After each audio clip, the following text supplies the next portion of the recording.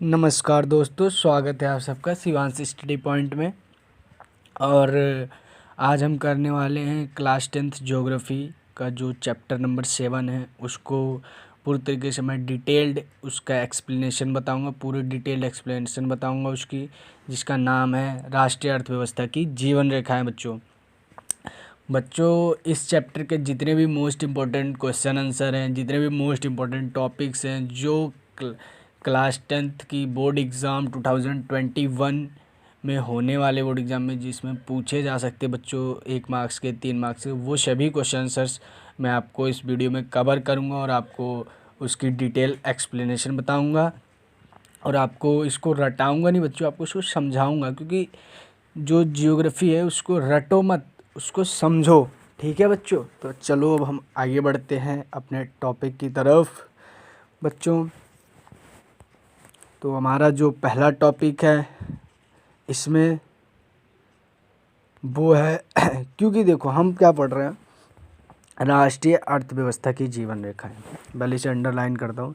तो जो राष्ट्रीय है वो मतलब अपने देश, नेशनल, इसकी इंग्लिश में बताता हूँ, नेशनल इकोनॉमिक होगा अर्थव्यवस्था, यानी life lines of national economics. ठीक है, तो जो है इसमें जब हम पढ़ रहे हैं तो इसमें भाई परिवहन वगैरह इन सब की बातें तो ज़रूर आएंगी, आपको पता है, क्योंकि जब इकोनॉमिक्स की बात हो रही है तो उसमें उद्योग वगैरह और थोड़े परिवहन वगैरह इन सब चीज़ों की बातें आएंगी कि हमारा मतलब कैसे इकोनॉमिक्स चलती है, हमारी अर्थव्यवस्था कैसे चलती है। ठीक है बच्चों, तो इसमें हम अब परिवहन के साधन को अपना देखेंगे कि परिवहन के साधन को कैसे हैं, क्या क्या हैं, कितने प्रकार हैं और कौन कौन से इंपॉर्टेंट क्वेश्चन हैं। ठीक है बच्चों, वे साधन जो मनुष्य को यानी वे ऐसे साधन जो मनुष्य को तथा सामान को एक जगह से दूसरी जगह ले जाते हैं परिवहन के साधन कहलाते हैं। समझ में आ गया बच्चों, जो मनुष्य को भी ले जाएंगे, ये मनुष्य है इसको ले जाएंगे, और ये सामान है, इन दोनों को जो ले जाएगा, ऐसा नहीं कि एक को ले जाए, दोनों को ले जाने वाले, जब आपने देखा होगा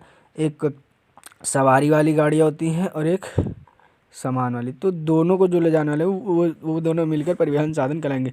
अगर आप एक लिखोगे तो आपका केवल ये जो परिभाषा है वो आपकी केवल 70% तक लगभग ठीक बैठेगी, 30% रॉन्ग हो जाएगी बच्चों, इसलिए आपको ये दोनों लिखना है। एग्जाम्पल इसके देख लेते बच्चों, बहुत ईजी सा है। एग्जाम्पल है रेल, क्योंकि आपने देखा होगा जो ट्रेन है उसमें जो है सामान भी जाता है, मालगाड़ी भी होती है जो सिर्फ माल लेके जाती है, और एक पैसेंजर ट्रेन होती है जो सिर्फ पैसेंजर्स को ले करके जाती है। जल परिवहन बच्चों और वायु परिवहन बच्चों। ठीक है, हम आगे बढ़ते हैं बच्चों, अगला देखते हैं अपना संचार के साधन। जो संचार है, संचार माध्यम, क्योंकि संचार माध्यम से ही अर्थव्यवस्था को मजबूती मिलती है, अर्थव्यवस्था का विकास होता है, जो संचार माध्यम उसको देखते हैं।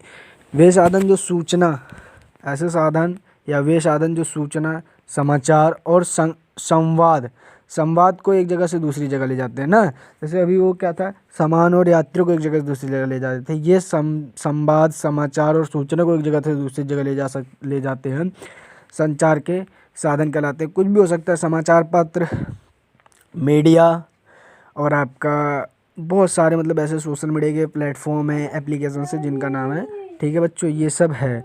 और उसके बाद हमारा आता है अगला जो टॉपिक है वो है परिवहन के साधन, जो कि मैंने शायद अभी भी आपको कराया है, उसके बारे में भी थोड़ी और डिटेल्ड एक्सप्लेनेशन जानेंगे हम।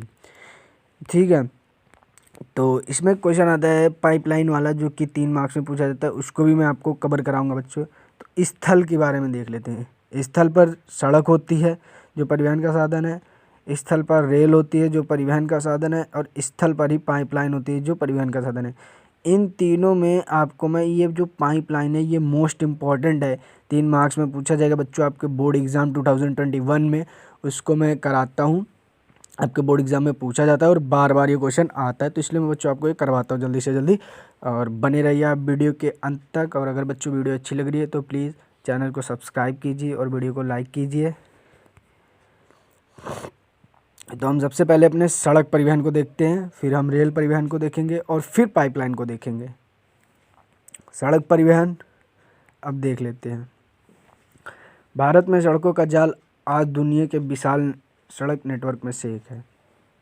ठीक है, भारत में जो सड़कों का जाल है वो क्या है, आज दुनिया के विशाल नेटवर्क में से एक है, मतलब बहुत बड़े नेटवर्कों में से एक है ये भारत की जो सड़क परिवहन व्यवस्था है।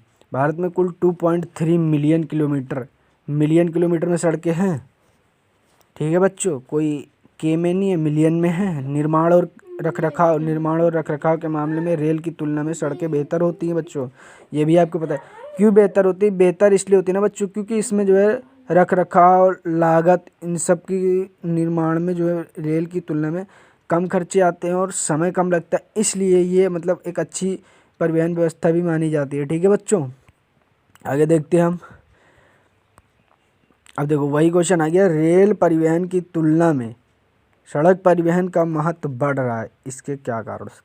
ये पूछता है क्वेश्चन, कई बार ये क्वेश्चन आता है पेपर में कि रेल परिवहन सड़क परिवहन जो है रेल परिवहन की तुलना में कैसे अच्छा है। तो वो सड़क परिवहन आप कहीं पहाड़ियों पर भी बना सकते हो, सड़क को आने जाने में दिक्कत नहीं होगी। दूसरा, आप ये जो है घर घर पे सुविधा उपलब्ध कराता है, मतलब लोगों के घर से ही सड़कें जाती है ना, लोगों के गांव तक, लोगों की कॉलोनियों तक सड़कें जाती है। तो रेल का तो ऐसा सिस्टम तो है नहीं कि भाई आपके घर तक रेल जाएगी या ट्रेन जाएगी ना, तो ऐसा सिस्टम नहीं, तो घर घर ये सुविधा उपलब्ध कराती है। तो ये इसको कुछ नेगेटिव पॉजिटिव पॉइंट है, जो मतलब आपको रोड वाला परिवहन जो है लोगों के पहुंच में ज़्यादातर रेल लोग मतलब हमेशा इसका इस्तेमाल भी करते रहते हैं कि भाई अब जब किसी को दूर कहीं आना जाना है बहुत, तो ही ट्रेन का इस्तेमाल करेगा। अगर आसपास आना जाना है तो जाहिर सी बात है वो सड़क का इस्तेमाल करेगा। अब कोई इतने में तो टिकट कटा के तो जाएगा नहीं बच्चों। रेल की तुलना सड़कें बनाने की तुलना में कम पड़ती है। रेल की तुलना में सड़क, देखो लागत भी कम आती है सड़क बनाने में रेल की तुलना में, इसलिए भी ये क्या है, बेहतरीन है। और जो मैं बता रहा हूँ उसको ध्यान से नोट करते जाइए बच्चों। आप हमारे साथ साथ एक नोटबुक निकाल लीजिए और उसके इस इम्पोर्टेंट क्वेश्चन आंसर को साथ साथ नोट भी करते चलिए।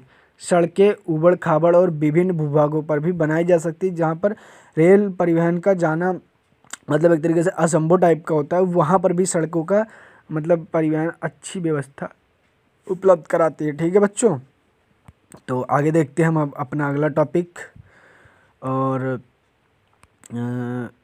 ये है सड़कों का निर्माण अधिक ढाल वाले क्षेत्रों और पहाड़ियों पर भी, मतलब ये पहाड़ों पर भी आसानी से इसका मतलब निर्माण किया जा सकता है, जबकि रेल परिवहन का इतना आसानी से निर्माण नहीं किया जा सकता बच्चों। हमारा अगला पॉइंट है, क्या कम लोग तथा कम सामान को छोटी दूरी तक पहुंचाने के लिए सड़क मार्ग से जाने में कम खर्चा पड़ता है। सड़क मार्ग से ना आप जाओगे तो खर्चा भी कम पड़ता है, और रेल मार्ग से जाओगे तो खर्चा जो है वो ज़्यादा बैठता है आपका। ठीक है बच्चों, ये सब इसके पॉइंट थे बच्चों जो कि मैंने आपको बता दिया है। अब बताता हूँ मैं आपको एक नया टॉपिक, और नए तरीके से इसको समझाता हूँ। भारत में जो सड़कें हैं उनका प्रकार, इनमें जो ये स्वर्णिम चतुर्भुज महाराजमार्ग है ना बच्चों, ये मोस्ट इम्पॉर्टेंट क्वेश्चन है आपके पेपर के लिए, जो कि आपके एग्ज़ाम में पूछा जाता है, 3 मार्क्स के लिए पूछा जाता है बच्चों। इस साल भी पूछ लिया जाएगा बच्चों, इसमें कोई संदेह नहीं है बच्चों, इसलिए इसको बहुत ही डिटेल तरीके से समझना, अच्छे से समझना बच्चों। और अगर वीडियो बच्चों आपको नहीं समझ में आ रहा है कुछ, तो प्लीज़ वीडियो को पॉज करके उसे दोबारा देखिए। और हम आगे बढ़ते हैं। अब भारत में जो सड़कों की क्षमता के आधार पर इन्हें 6 प्रकार में बांट लिया जाता है। मुख्य रूप से बात करें भारत को जो बांटा जाता है वो 3 से 4 प्रकार में बांट लिया जाता है क्षमता के आधार पर। ठीक है, तो उन्हीं क्षमताओं को हम देखते हैं। पहला ये जो स्वर्णिम चतुर्भुज है, इसको मैंने आपको बताया था। ये क्या करता ना, भारत है, अब मान लो क्या है, भारत को मान लो एक कोना ये भारत का, एक कोना ये भारत का, एक कोना ये भारत का, और एक कोना ये भारत का, ये वाला कोना है। तो यानी ये कह सकते हो आप, उत्तर से एक कोना लिया इसने, फिर उत्तर से हम कहाँ आ गए, पश्चिम आ गए ऐसे, फिर पश्चिम से हम आ गए ऐसे दक्षिण में आ गए, जो नीचे तमिलनाडु वगैरह है, यहाँ हमारा पश्चिम में हमारा गुजरात महाराष्ट्र वगैरह हो गया, और यहाँ हमारा उत्तर में हो गया आपका जम्मू कश्मीर वगैरह। और फिर ये आपका इधर पूरब में ऐसे दिल्ली वगैरह को जोड़ते हुए ऐसे ऐसे 4 मतलब ऐसे चतुर्भुज टाइप का आकार बनाता है, ऐसे क्रिएट करता है, और इसी को मतलब कहते हैं स्वर्णिम चतुर्भुज महाराजमार्ग। यह 6 लेन वाला है, ये क्या है, 6 लेन वाला महाराज मार्ग है, महाराज मार्ग की सड़क परियोजना है जो दिल्ली, कोलकाता, चेन्नई, मुंबई और दिल्ली को जोड़ती है। देखो मैंने कहा यहाँ से ऐसे दिल्ली से ये दिल्ली है आपकी, ये दिल्ली है, और दिल्ली से जब कहाँ जाएगी, कोलकाता। कोलकाता किधर साइड है, इधर है हमारा कोलकाता पूर्व साइड में, तो यहाँ कोलकाता को इधर ले लेगी, यहाँ पत्तनमाले समुद्री साइड से कोलकाता को लेते हुए फिर दक्षिण में आएगी, चेन्नई को लेगी, चेन्नई को दक्षिण में लेने के बाद फिर आपका इधर आएगी पश्चिम में मुंबई को लेगी, और फिर ऐसे आते हुए फिर दिल्ली को, मतलब ऐसे सी बन जाएगी। तो मतलब चतुर्भुज टाइप का कुल मिला के आकार बनाएगी। इसका एनसीईआरटी बुक में भी दिया हुआ है बच्चों, वहीं से मैंने आपके लिए ये प्रिपेयर किया बच्चों, और वहीं से बनाया इस वीडियो को। आई होप आपको वीडियो अच्छी लग रही होगी। तो बच्चों ये इस तरीके से बन जाएगा, ठीक है। और दिल्ली को जोड़ती, उत्तर दक्षिण कॉरिडोर श्रीनगर और कन्याकुमारी को आपस में जोड़ती। उत्तर दक्षिण, उत्तर में हमारा बच्चों पता क्या है, जम्मू कश्मीर है, और जम्मू कश्मीर के ही पास में श्रीनगर है। तो उत्तर दक्षिण, और दक्षिण ये है यहाँ पर जहाँ तमिलनाडु है, केरल वगैरह, ये सब दक्षिण है। तो क्या है, उत्तर दक्षिण कॉरिडोर, जो कॉरिडोर है इसमें श्रीनगर से कन्याकुमारी को जोड़ देती है। और पूरब से पश्चिम जो गलियारा है, पूरब से पश्चिम गलियारा है, जैसे पूरब में हमारा पश्चिम बंगाल वगैरह है और पश्चिम में हमारा गुजरात वगैरह है। तो क्या करती है, पूरब पश्चिम कॉरिडोर सिलचर से पोरबंदर को आपस में जोड़ती है ये, ठीक है बच्चों। तो यही है इसके प्रॉफिट, ऐसे कुछ इस तरीके से ही बनाती है ये। आप इसको बड़े अच्छे से समझ लो, और मैं आई होप अब इसमें आप तीन पॉइंट आएगा तो एग्ज़ाम में बड़े आराम से बना करके लिख सकते हो, इसमें कोई दिक्कत नहीं होने वाली है अब आपको। तो आगे देखते हैं हम बच्चों अपना राष्ट्रीय राजमार्ग, जो सड़कें हैं उसके बारे में। राष्ट्रीय राजमार्ग भारत के सुदूर हिस्सों को आपस में जोड़ती है, जो सुदूर यानी दूर दराज के हिस्से हैं। राष्ट्रीय राजमार्ग देश की मुख्य सड़क प्रणाली बनाते हैं। ये मुख्य सड़क प्रणाली जो है उसको तंत्रुक बनाने में काफ़ी मदद करते हैं। इन्हें सेंट्रल पब्लिक वर्क्स डेवलपमेंट द्वारा बनाया जाता है और मेंटेन किया जाता है। इन जो सड़कों को, इनको ये क्या है, ये संस्था है, ये कंपनी है, इनके द्वारा राष्ट्रीय राजमार्ग की जो सड़कें हैं उनको बनाया जाता है, और उनका क्या किया जाता है बच्चों, रख रखाव, पेंट सेंट जो भी होता है बच्चों, सब कुछ उनका ये जो संस्था है इसके द्वारा किया जाता है बच्चों, ठीक है। बच्चों राजमार्ग के बारे में देखते हैं। अब हम अपने राजमार्ग के बारे में देखेंगे, और अभी तक हमने राष्ट्रीय राजमार्ग पढ़ा, अब राज्यमार्ग देखेंगे। राज्यमार्ग वो तो राष्ट्र नहीं, नेशनल का था, और ये राज्य का है, राज्यों वाला भी देखते एक बार।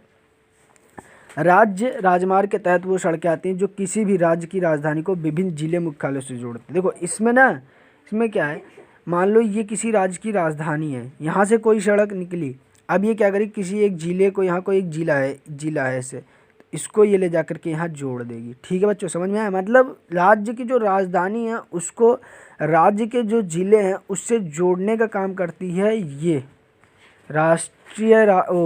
राज्यमार्ग, ठीक है बच्चों।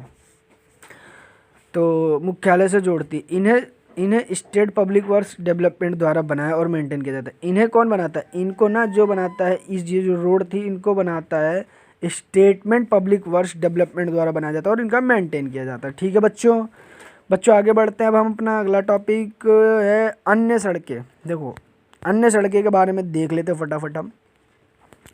ग्रामीण सड़कें इस श्रेणी में आती हैं, मतलब अब जितनी बची हुई सड़कें थी वो क्या हुई, अन्य सड़कों में आ गई। अब इसके बारे में मैं आपको बताता हूँ। प्रधानमंत्री ग्रामीण सड़क योजना, जो मतलब एक पीएम की ग्रामीण सड़क योजना है एक गाँव के लिए, उसके तहत इन सड़कों का निर्माण में तेज़ी आई है। उसके तहत ये जो सड़क है, मान लो ये, इसके निर्माण में प्रधानमंत्री की जो योजना थी उसके तहत क्या हुआ, तेज़ी आ गई। अब सड़कें बहुत तेज़ी से विकसित होने लगी, बनने लगी, उनका रखरखाव होने लग गया। इस योजना का मुख्य उद्देश्य शुरू किया गया था कि ताकि देश का हर गांव पक्की सड़क से किसी मुख्य शहर से जुड़ सके। यही इसीलिए करा गया था, मान लो ये शहर है और ये गांव का कोई इलाका था, उसको क्या है, शहर की मुख्य रूप से जोड़ने का काम करने के लिए प्रधानमंत्री की इसका ये उद्देश्य था, ठीक है बच्चों। तो ना बच्चों, अब हम आगे बढ़ते हैं और रेल परिवहन के बारे में जानते हैं, जो कि और बच्चों किसको किसको रेल में सफ़र करना अच्छा लगता है ये भी मुझे ज़रूर बताइएगा। मुझे तो बच्चों काफ़ी अच्छा लगता है ट्रेन में सफ़र करना। आगे बताता हूँ। हमारे देश में लोगों और माल ढुलाई के लिए रेल ही मुख्य साधन है। रेल क्या है? काफ़ी बेहतरीन परिवहन साधन है। रेल लंबी दूरी के लिए किया जाता है और वो कम दूरी के लिए किया जाता है। कौन? सड़क को इस्तेमाल हम कम दूरी के लिए करते हैं, जबकि रेल का परिवहन हम लंबी दूरी के लिए करते हैं बच्चों। माल ढुलाई के लिए आसानी होती है। रेल ने व्यवसाय, पर्यटन, तीर्थ यात्रा को बढ़ावा दिया है। व्यवसाय हो चाहे पर्यटन हो चाहे तीर्थ यात्रा, उसको सबको बढ़ावा मिला है, उस सबको रफ्तार मिली है। किसके जरिए? रेल परिवहन के जरिए। रेल भारत के लोगों की आर्थिक ज़िंदगी को एक धागे में पिरोने का काम करती है। रेल सबको मतलब एक धागा सा, एक बढ़िया रेल जड़ देती है। रेल है, चल रही है ये, इनको सबको इसी में अपना एक धागे में पिरो देती है रेल। ठीक है बच्चों, आगे बढ़ते अब हम अपने अगले टॉपिक की तरफ। इसका जो अगला पॉइंट है उसको फिर रेल नेटवर्क के बारे में जानेंगे कि हमारा रेल नेटवर्क कितना बड़ा है, कितना विशाल है। ठीक है, भारतीय रेल जो है देश के सबसे बड़ा सार्वजनिक सेक्टर का उपक्रम है। सबसे बड़े पब्लिक सेक्टर या सार्वजनिक सेक्टर का उपक्रम है। भारत में पहली रेल, 1 मार्क्स क्वेश्चन बच्चों पूछा जाता है कि भारत में पहली रेल कब चली, कहाँ से कहाँ तक चली। तो भारत में बच्चों में बता देता हूँ पहली रेल, इसका मैंने इसलिए इस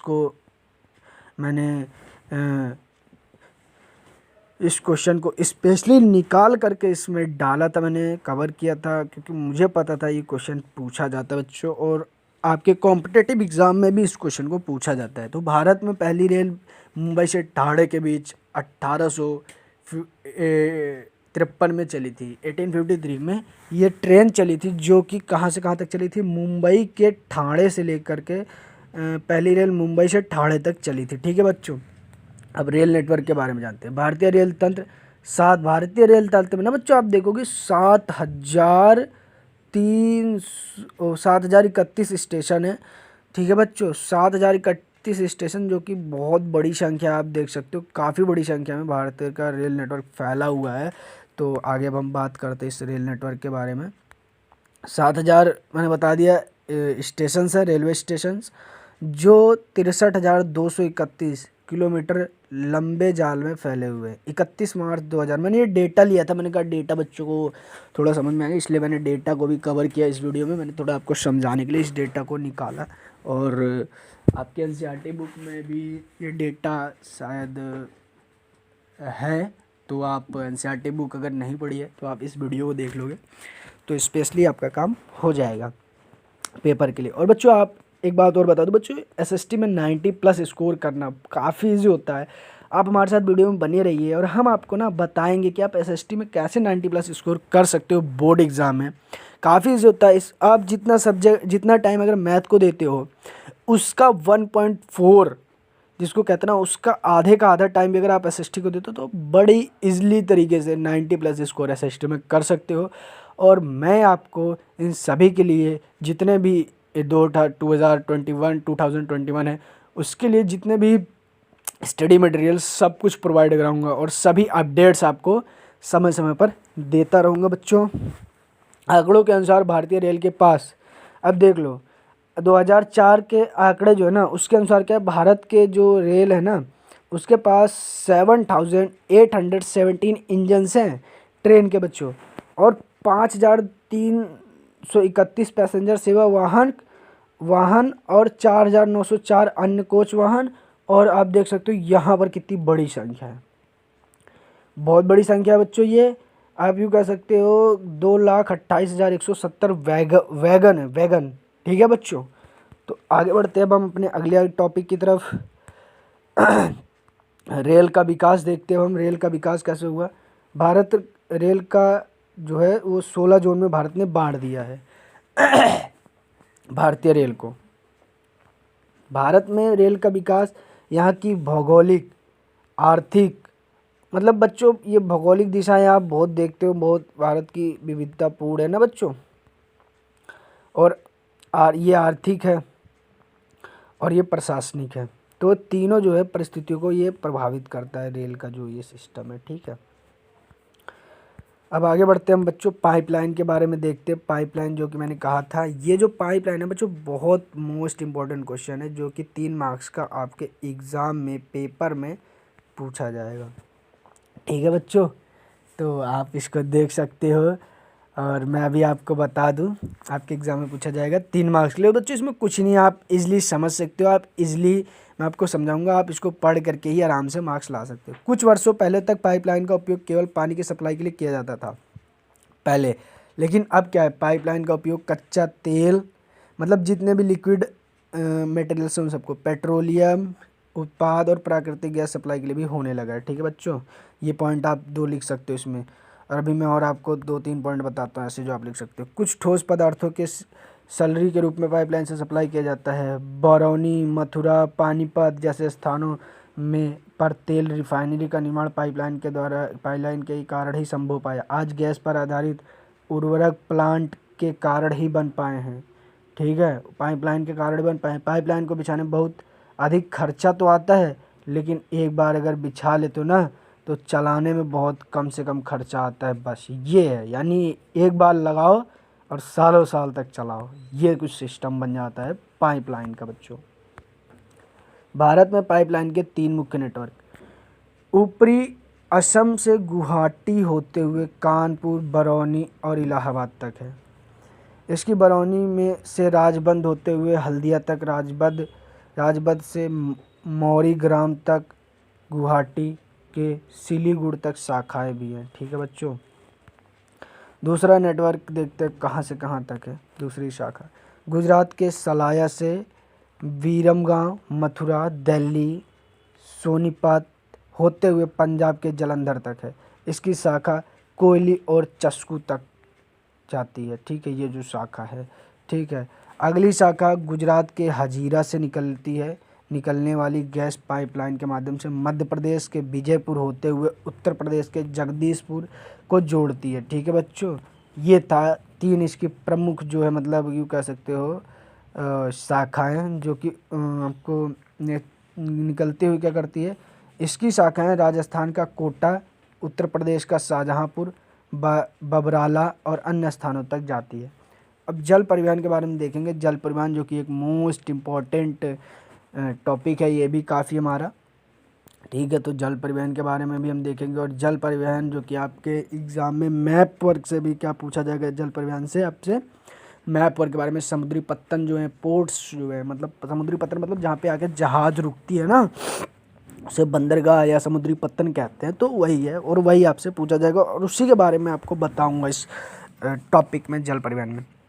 यह परिवहन जो है सबसे सस्ता साधन होता है। और सबसे महंगा साधन कौन सा होता है? ये सबसे सस्ता साधन है जल परिवहन, ये सबसे महंगा साधन है वायु परिवहन, ठीक है।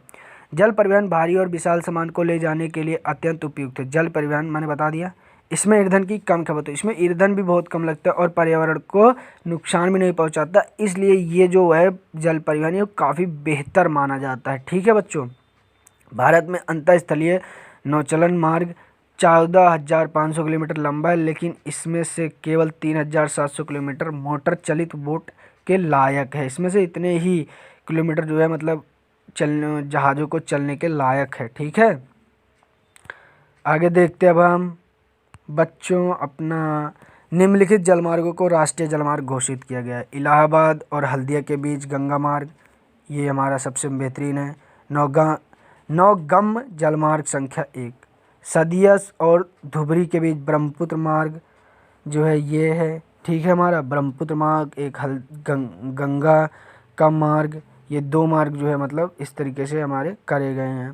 और तीसरा मार्ग देखते हैं अब हम, जो हमारा दूसरा था, ये था सदिया और धुबरी के बीच ब्रह्मपुत्र का मार्ग, जो कि 8,891 किलोमीटर है। इसको जलमार्ग संख्या 2 कहा जाता है। केरल का पश्चिम तटीय नहर कोट्टापुरम से कुम्मन तक उद्योग मंडल और चंपकारा नहरें 205 किलोमीटर, ये नौगम जलमार्ग संख्या 3 है ये बच्चों।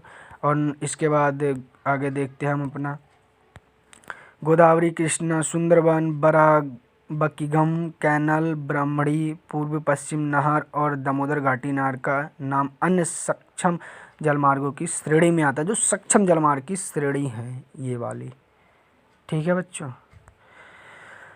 अब मुख्य पत्तन जो कि मैप के लिए भी आपसे पूछा जाएगा काफ़ी ज़्यादा, 3 मार्क्स का इससे वो है। भारत की तटरेखा 7,516 किलोमीटर लंबी है बच्चों, ये पहले आप जान लो, उसके बाद हम आगे बढ़ते हैं। भारत की तटरेखा इतनी लंबी है, भारत की तटरेखा 7,516 किलोमीटर लंबी है, मैंने आपको बताया। इसमें 12 प्रमुख, 181 माध्यम और छोटे पत्तन है। देश के अंतर्राष्ट्रीय व्यापार 90% जो है या 95% प्रमुख पत्तनों से संचालित होते हैं, ठीक है। विभाजन के बाद जो कराची पत्तन है वो कहाँ चला गया, भारत के पास से निकल गया, क्योंकि कराची पाकिस्तान में तो पाकिस्तान चला गया, इसलिए मुंबई के पत्तन पर लोड हटाना जरूरी था। इसलिए मुंबई का जो पत्तन उस पर लोड बढ़ने लगा, उसको हटाना था। इसलिए आज़ादी के तुरंत बाद कच्छ में कांडला पत्तन जो है उसको विकसित कर लिया गया। तो किसका लोड कम करने के लिए कांडला पत्तन को विकसित किया गया था बच्चों, मुंबई के पत्तन का लोड कम करने के लिए कांडला पत्तन को विकसित किया गया था, ठीक है प्यारे बच्चों। हम आगे बढ़ते हैं, अपना अगला टॉपिक देखते हैं, अगला पॉइंट देखते हैं। मुंबई का एक विशाल पत्तन है जहाँ प्राकृतिक रूप से खुले और बड़े हार्बर है। मुंबई के पत्तन पर से भीड़ कम करने के लिए पास में ही जवाहरलाल नेहरू पत्तन का निर्माण किया गया था। गोवा का मारगांव पत्तन लौ ऐश निर्माण के लिए एक अग्रणी पत्तन है। गोवा का मारगांव पत्तन आपको याद रखना है। गोवा जो कि हमारी पश्चिम साइड में है, छोटा सा है, उसको आपको ध्यान में रखना है। इस पत्तन से लौह अयस्क के निर्यात 50% हिस्सा संचालित होता है बच्चों। आधा लौह अयस्क जो है इसी से संचालित होता है प्यारे बच्चों। आगे देखते हैं बच्चों, कर्नाटक का न्यू मैंगलोर पत्तन से केंद्र मुख्य खानों से निकलने वाला लौह अयस्क निर्यात होता है। कोच्चि का पत्तन सुदूर दक्षिण पश्चिम में है, जो लैगून के मुहाने पर स्थित है, जहाँ प्राकृतिक हार्बर है। पूर्वी तट पर जो पूर्व में आ जाए तो तमिलनाडु का तूतुकुड़ीन पत्तन, यह एक प्राकृतिक हार्बर है। और इसके आसपास के इलाकों को देखेंगे ज़रा अब हम, इसके जो आसपास के इलाके हैं ना वो समृद्ध हैं, यानी काफ़ी खुशहाल है। इसलिए यहाँ से श्रीलंका, मालदीव, भारत के तटीय इलाकों के लिए विविध प्रकार के वस्तुओं का व्यापार संचालित होता है। चेन्नई का पत्तन सबसे पुराना कृत्रिम पत्तन में से एक है बच्चों, ये आपको ध्यान में रखना है। सबसे पुराने पत्तनों में से एक है चेन्नई का। पूछा जाता है सबसे पुराना पत्तन कौन सा है कृत्रिम पत्तन, तो चेन्नई बच्चों, ठीक है। व्यापार की मात्रा, जो व्यापार की मात्रा है और माल ढुलाई के मामले में इसका स्थान मुंबई के बाद सेकंड नंबर पर आता है। कौन, चेन्नई आता है मुंबई पत्तन के बाद। विशाखापट्टनम ज़मीन से घिरा हुआ है, जो विशाखापट्टनम में ज़मीन से घिरा हुआ है, गहरा और सुरक्षित पत्तन है। इस पत्तन का निर्माण मूल रूप से लौह अयस्क के निर्यात के लिए किया गया था, ठीक है। अगला हम देखते हैं कोलकाता पत्तन, जो पश्चिम बंगाल में कोलकाता में एक अंत स्थलीय नदी पत्तन है। यह पत्तन, इस पत्तन से गंगा ब्रह्मपुत्र के मैदानों को समृद्ध इलाका जुड़ा हुआ है। एक ज्वारीय पत्तन होने के कारण इस पत्तन में हुगली के तलछट के जमाव को नियमित रूप से साफ करना पड़ता है। कोलकाता के पत्तन पर से भीड़ हटाने के उद्देश्य से हल्दिया पत्तन का निर्माण किया गया था, ठीक है। हल्दिया पत्तन इसलिए बनाया गया था, कोलकाता पत्तन के निर्माण को कम करने के लिए बच्चों। वायु परिवहन देखेंगे अब हम। मैंने कहा सबसे महंगा साधन है वायु परिवहन। 1953 में वायु परिवहन का राष्ट्रीयकरण किया गया। कब किया गया बच्चों, 1 मार्क्स में बताओ मुझे। 1953 में बच्चों वायु परिवहन का राष्ट्रीयकरण किया गया। उससे पहले वायु परिवहन केवल निजी कंपनी के हाथों में था। इससे पहले केवल निजी कंपनियों के हाथों में था। भारत के अंतर्देशीय उड़ानों की सेवा एयर इंडिया एयरलाइंस, एयर और कुछ निजी सेक्टर एयरलाइंस द्वारा संचालित थी। आपने देखा होगा air India airlines, Indigo airlines और विस्तारा एयरलाइंस, ये सब मुख्य प्रमुख एयरलाइंस है जो भारत के मतलब लोगों को हवाई सर्विस अपनी देती हैं, वायु की जो परिवहन सुविधा है उसको उपलब्ध कराती हैं। उसके बारे में हम देखते हैं, ये सब प्रमुख एयरलाइंस हैं, ठीक है बच्चों। तो एयरलाइंस के बारे में हम देखते हैं थोड़ा सा और उसके बाद अपना अगला टॉपिक हम देखेंगे। एयरलाइंस अंतर्राष्ट्रीय उड़ान की सेवा भी देती है। Pawan Hans helicopter limited oil and natural gas commission को उत्तरी और पूर्वोत्तर राज्यों के दुर्गम इलाकों के लिए हेलीकॉप्टर सेवा प्रदान कराती है। ठीक है, अगला पॉइंट हमारा वायु परिवहन के दुर्गम इलाके। वायु परिवहन जो है दुर्गम इलाके जहाँ पर ना सड़कें पहुँच सकती हैं ना ही आपकी रेल मार्ग पहुँच सकती है, तो वहाँ पर बच्चों कौन पहुँचेगा, वहाँ पर ये पहुँचेगा वायु, ये वायु पहुँच जाएगा वहाँ पर। ठीक है, जैसे पहाड़, कठिन रेगिस्तान, घने जंगल, दूर दराज के द्वीप, बड़े बड़े समुद्रों को पार करना हो तो कौन करेगा, यही करेगा बच्चों आपका वायु परिवहन। अब अंतर्राष्ट्रीय व्यापार देखते हैं। दो देशों के बीच व्यापार को अंतर्राष्ट्रीय व्यापार कहा जाता है। दो देश है, ये एक देश है, ये एक देश है, इसके बीच व्यापार होगा तो ये व्यापार कहलाएगा अंतर्राष्ट्रीय व्यापार। ठीक है, किसी भी देश के अंतर्राष्ट्रीय व्यापार से उस देश की समृद्धि का आकलन किया जा सकता है। जो देश जितना ज़्यादा अंतर्राष्ट्रीय व्यापार करेगा उतना ज़्यादा समृद्ध होगा। अंतर्राष्ट्रीय व्यापार को देश की अर्थव्यवस्था का बैरोमीटर भी माना जाता है। ठीक है, अर्थव्यवस्था का बैरोमीटर माना जाता है अंतर्राष्ट्रीय व्यापार को। बच्चों थोड़ी बहुत जो इसमें टॉपिक है उसको कवर करते हैं। निर्यात और आयात, जो कि मैंने पहले बताया था आपको। आयात मतलब अब ट्रिक से लगाओ, आ से मतलब आना भी होता है और आ से आयात भी हो रहा है। तो आना मतलब किसी चीज़ को अपने देश में आप कहीं और से आया है वो आपके देश में, तो क्या हो गया, आयात कर लिया आपने। निर्यात जब आप सामान देश से बाहर व्यापार के लिए भेज जाता है तो उसको निर्यात कहते हैं, और जब बाहर का सामान देश में व्यापार के लिए आता है तो उसे आयात कहते हैं। सिंपल सी परिभाषा है, एक एक लाइन में मैंने आपके लिए तैयार कर दी है बच्चों, एक एक लाइन में तैयार कर दी है, एक एक नंबर का क्वेश्चन है ये दोनों, आप इसको आराम से कर सकते हो। व्यापार संतुलन देखेंगे हम, व्यापार संतुलन के बारे में थोड़ा सा, उसके बाद आगे बढ़ेंगे हम। व्यापार संतुलन, किसी भी देश में निर्यात और आयात के में अंतर को व्यापार संतुलन कहते हैं। जो ये आयात है हमारा, ये निर्यात है हमारा, ये आयात है हमारा, ये निर्यात है हमारा, इसके बीच जो डिफरेंस है वो हमारा कहला जाएगा आपका व्यापार संतुलन। ठीक है, व्यापार संतुलन अनुकूल होने की स्थिति में आयात की तुलना में निर्यात अधिक होता है। ठीक है, व्यापार संतुलन प्रतिकूल होने की स्थिति में निर्यात की तुलना में आयात अधिक होता है। बस ये आपका था व्यापार संतुलन। पर्यटन का देखेंगे अब हम बच्चों, थोड़ा सा पर्यटन के बारे में जानेंगे। पर्यटन एक व्यापार के रूप में, लास्ट में ना कई बार बच्चों ये क्वेश्चन पूछता है 3 मार्क्स के लिए पेपर में कि पर्यटन को बारे में बताओ, आप 3 मार्क्स में पूछ लेता, क्योंकि मॉर्निंग में नहीं उठता तो वो जो भी मैंने क्वेश्चन बताया, अगर आपके और में एक क्वेश्चन वहाँ से और एक क्वेश्चन ये आ गया तो आपको चाहे अगर वो अच्छा लगा, आपने वो ज़्यादा अच्छे से प्रिपेयर किया तो वो लिख लेना, वरना ये तो मैं बता रहा हूँ बच्चों आप ये कर लेना।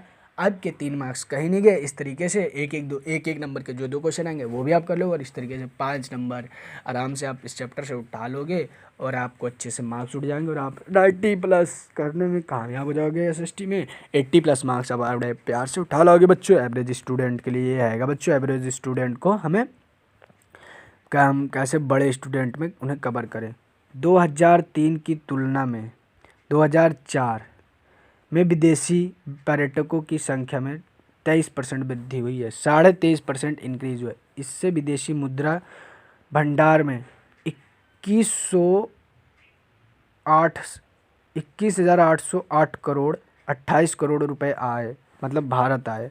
भारत में हर वर्ष 2.6 मिलियन विदेशी पर्यटक आते हैं। भारत का जो पर्यटन उद्योग है उसमें 15 मिलियन लोग सीधे तौर पर लगे हुए हैं, जुड़े हुए हैं उससे। वो लोग क्या करते हैं बच्चों, यूँ कह सकते हो कि उससे जो है ना वो लोग अपना मतलब व्यापार करते हैं, उससे अपना रोजी रोटी चलाते हैं, अपना खर्चा चलाते हैं, उससे अपनी कमाई करती हैं। किससे, ये पर्यटन उद्योग है, ये लोग हैं इसमें लगे हुए हैं और यहाँ से पैसे इकट्ठा करके अपना काम काज चलाते हैं। ठीक है, पर्यटन के लाभ को देखते हैं अब जरा हम, पर्यटन के क्या क्या लाभ हैं बच्चों इसको देखते हैं। और ये जो पर्यटन के लाभ है ना बच्चों, ये हमारा जो है समझा देते हैं, ये आपके एग्ज़ाम में भी आता है ना, इस वजह से ये हमारा आखिरी टॉपिक भी है 3 मार्क्स का जो है, इसके बता देता हूँ मैं आपको। ये हमारा आखिरी टॉपिक था। यह राष्ट्रीय एकता अखंडता को बढ़ावा देता है। ये राष्ट्रीय एकता को बढ़ावा देगा, क्योंकि जब जितना ज़्यादा व्यापार होगा तो लोग जब अच्छा पैसा कमाएंगे, समृद्ध हो जाएंगे लोग, तो देश में एकता ज़्यादा रहेगी। अखंडता को बढ़ावा देता है। यह स्थानीय हस्तकला और संस्कृति को बढ़ावा देता है, विकसित करता है बच्चों ने।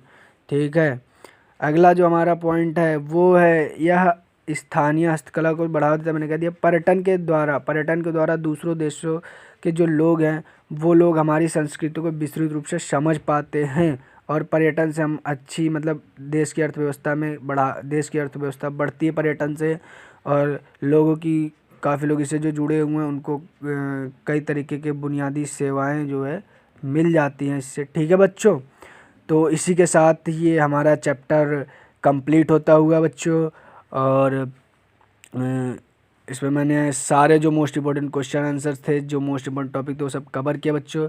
और वीडियो आपको कैसी लगी बच्चों कमेंट बॉक्स में ज़रूर बताइए बच्चों। और अगर वीडियो अच्छी लगी है तो प्लीज़ चैनल को सब्सक्राइब कीजिए और वीडियो को लाइक कीजिए बच्चों। तब तक के लिए बाय बाय, मिलते हैं नेक्स्ट वीडियो में।